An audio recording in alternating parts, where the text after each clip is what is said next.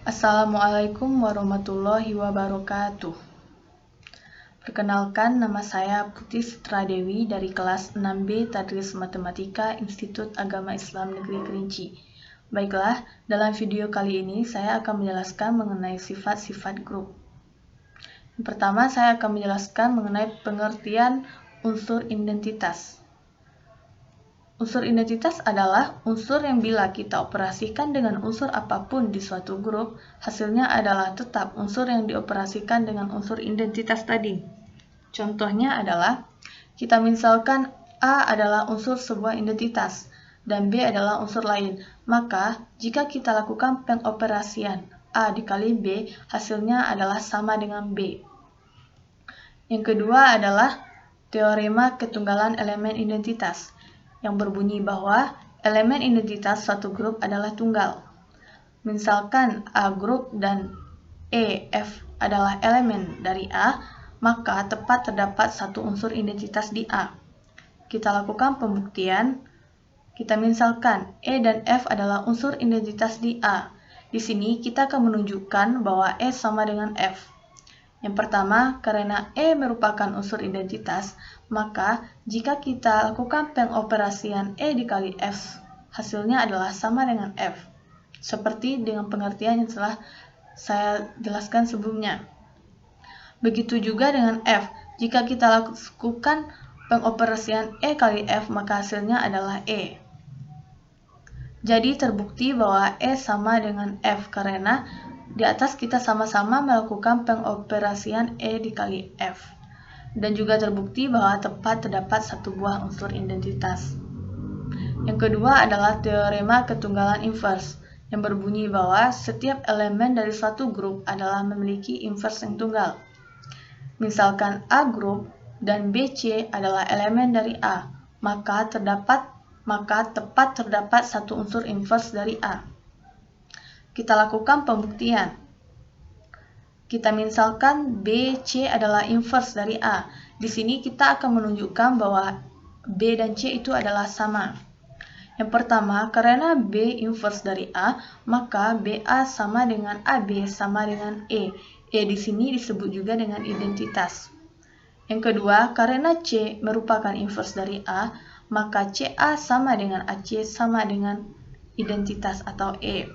Di sini kita menggunakan sifat asosiatif pada perkalian. Maka, dapat juga disimpulkan menjadi B sama dengan BE sama dengan B kali AC. Kemudian kita gunakan sifat asosiatif menjadi sama dengan BA kali C. Sama dengan, di mana nilai BA ini adalah E. Kita ganti menjadi E kali C, di mana E kali C hasilnya adalah C. Jadi terbukti bahwa B sama dengan C dan memiliki inverse yang tunggal. Kemudian yang keempat adalah teorema kaus kaki atau Shock-Schulze property, di mana untuk setiap A, B di A berlaku AB inverse sama dengan B inverse kali A inverse. Sama halnya juga dengan AB kali AB inverse sama dengan AB inverse kali AB sama dengan E atau identitas. Kita lakukan pembuktian, di mana kita lakukan dari kanan AB. AB kali B inverse kali A inverse sama dengan A kali B inverse kali A inverse. Di sini kita menggunakan sifat asosiatif pada perkalian. Kita mengelompokkan suku yang sama, yaitu B kali B inverse, agar dapat memudahkan kita. Sama dengan A kali E, di mana E merupakan hasil dari B kali B inverse. A kali E kali A inverse. A kali E sama dengan A, dan A kali A inverse sama dengan E. Kemudian kita lakukan dari kiri AB, di mana B inverse kali A inverse kali AB sama dengan B inverse kali A inverse kali A kali B. Di sini kita juga menggunakan sifat asosiatif menjadi B inverse kali E kali B, di mana E adalah hasil dari A inverse kali A. B inverse kali B hasilnya adalah E. Jadi, B inverse kali A inverse adalah inverse dari AB karena kita melakukan operasi pengkalian dari kiri ataupun kanan AB. Dan juga karena inverse bersifat tunggal, maka AB inverse sama dengan B inverse kali A inverse. Jadi terbukti bahwa AB inverse sama dengan B inverse kali A inverse. Kemudian yang terakhir adalah teorema pembatalan. Misalkan A, B, X, dan Y unsur di grup A. Yang pertama, jika AX sama dengan BX, maka A sama dengan B.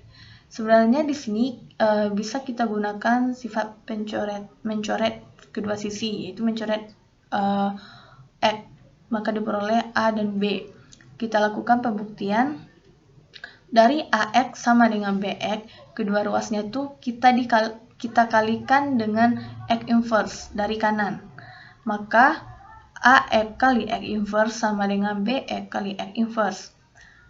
Kita gunakan sifat asosiatif menjadi A kali X kali X inverse sama dengan B kali X kali X inverse, di mana X kali X inverse sama dengan E, maka A kali E sama dengan B kali E, di mana A kali E adalah A dan B kali E sama dengan B, maka menjadi A sama dengan B. Terbukti bahwa AX sama dengan BX menjadi A sama dengan B. Kemudian begitu juga halnya dengan jika AY sama dengan BY, maka A juga sama dengan B. Kita lakukan pembuktian dari AY sama dengan BY, kedua ruasnya kita kalikan dengan Y inverse dari kanan juga. Maka menjadi AY kali Y inverse sama dengan BY kali Y inverse. Kita gunakan sifat asosiatif menjadi A kali Y inverse sama dengan B kali Y inverse. Maka menjadi A kali E sama dengan B kali E. A kali E sama dengan A dan B kali E sama dengan B. Maka juga terbukti bahwa A sama dengan B.